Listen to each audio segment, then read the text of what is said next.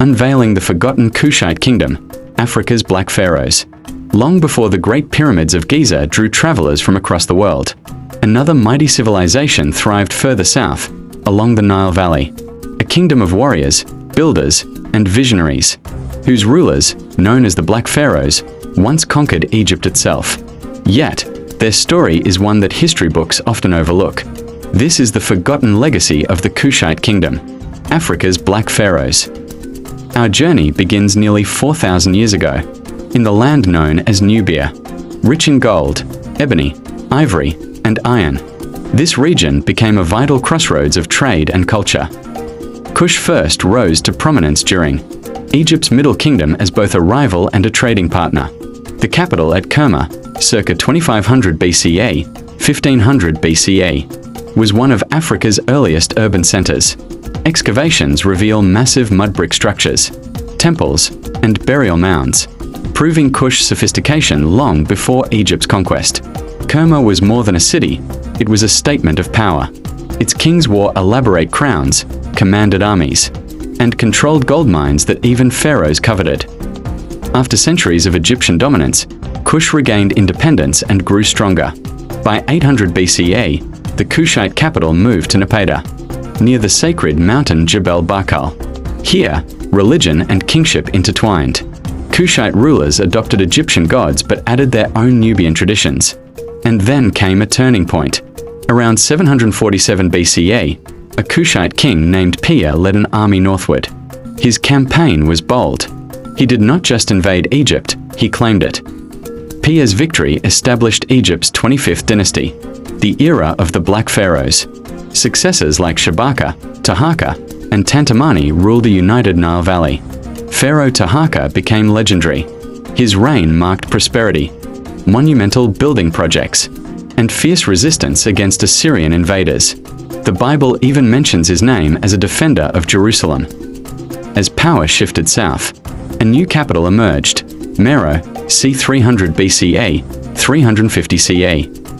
Meroe was famous for its iron industry, earning the title Birmingham of Africa. The city thrived with trade routes reaching Rome, India, and Arabia. Here, the Kushites built hundreds of pyramids, smaller, steeper, yet striking in design. More than 200 still stand today, outnumbering those in Egypt itself. Meroitic script, the first written language of sub-Saharan Africa, flourished. Women also held remarkable power. Queens known as Candakes, Candaces, ruled as sovereigns, warriors, and diplomats. Candake Amenorinas defied the Roman Empire itself. After Augustus sent legions into Nubia, she fought fiercely, eventually negotiating peace on her terms. A true warrior queen. Despite its strength, Meroe eventually weakened due to desertification, overuse of resources, and shifting trade routes. By the 4th century CE, the rising kingdom of Aksum dealt the final blow. But the Kushite spirit did not vanish. Their pyramids, temples, and language left an enduring legacy. An African civilization that influenced Egypt, the Mediterranean, and beyond. Many modern Africans see Kush as a source of pride, proof that Africa's story is one of innovation, resilience, and power. Why should we remember the Kushites today? 1. Correcting the record.